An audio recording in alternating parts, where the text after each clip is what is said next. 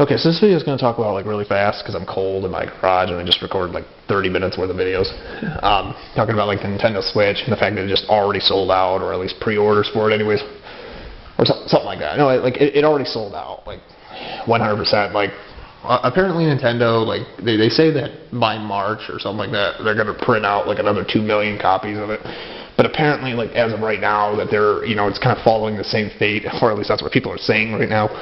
With the Wii U Mini, for example, when it came out, it was only $60, but then it was like the people were scalping it on eBay for like something more ridiculous, and Nintendo's probably going to do this later on. It's actually really interesting. Some people are saying that the Wii U might actually go up in price too while they're at it. It might go up to $500, considering that Nintendo's not manufacturing them anymore, and they're sort of rare. But I don't know. It's weird how people come up to these conclusions, and it just seems like I don't know how like people get these observations, but this is just what flies around on the internet. Somehow, I don't know where it came from. I don't know who started it.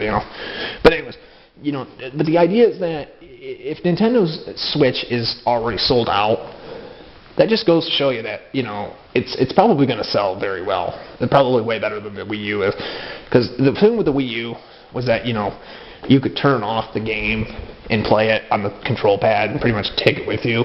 But like what the Nintendo Switch allows you to do essentially is that you can take it and put it in like a car and you could even play it. I don't know if you could do that with the Wii U, but I tell you what though, that sounds pretty damn cool. You could have people playing like Mario Kart 8 or something like that in the back while like your parents are driving and all that, or somebody driving if they have like that kind of technology in their car. But my point is this though. I think that the Wii U has a really good chance of, or not just the Wii U, but like I think that the Nintendo Switch does have a very good chance because, Nintendo games are usually a fair enough. I still think Sony consoles are going to usually have more games in their library, and there's going to be a lot of untranslated games. But like mind you, though, Nintendo does have a lot of good games too. I understand that some people are getting sick of Nintendo in some of the case, but hell, you could say the same thing about every video game company. There's always pros and cons, people.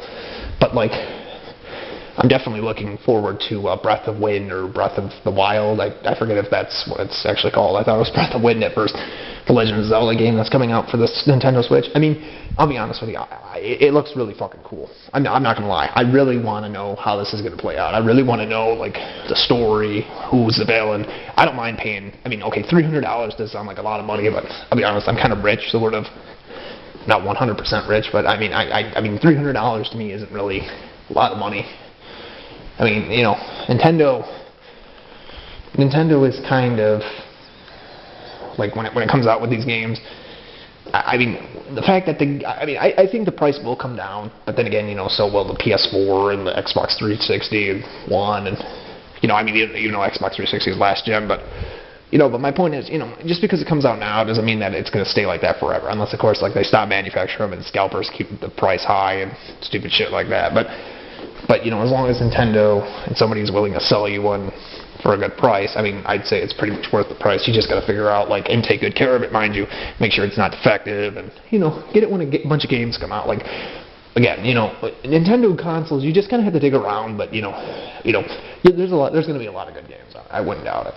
So I think that Nintendo is going to do a good job, and honestly, I really would like to see what games they come out with. I'm looking forward to it, because here's my thing on the whole thing. I'm glad that people make a lot of games. I'm not talking about just shovelware titles, but when you give someone a chance to make a game, and for the people that do put a lot of hard work and effort into these games, it's good to know that there are games out there that are being made, and because of it, it gives people something to do. And I just think that's really cool. So it's good to know that Nintendo wants to still make games, because I do like Shigeru Miyamoto. I do like Koji Kondo and all these other hard-working people at Nintendo. I still miss Satoru Iwata. I think a lot of people did. But my point is, I think even people like Satoru Iwata, Hiroshi Yamauchi, and all these other people that used to own Nintendo in the past, even the people that passed away that used to work at Nintendo or they retired, I think they'd be happy knowing that people still appreciate them for all their hard work, even many years later. And, I just think that a lot of people need to understand that, that these games will always exist. We just gotta find them. But at the same time, though, there's going to be people like me that translate games, and, we just got to keep these games alive. And we can always go back and visit them and find them and put them out there so people can play them again. Or just remind people that these games exist. So, whatever games are giving birth to the legacy that is the Nintendo Switch, I'm looking forward to it. I'm sure a lot of other people are looking forward to it. I think that the Mario and the Zelda game, mostly people are excited about that Zelda game that's coming out. And I'm going to tell you right now, I'm not going to deny it. It looks really cool.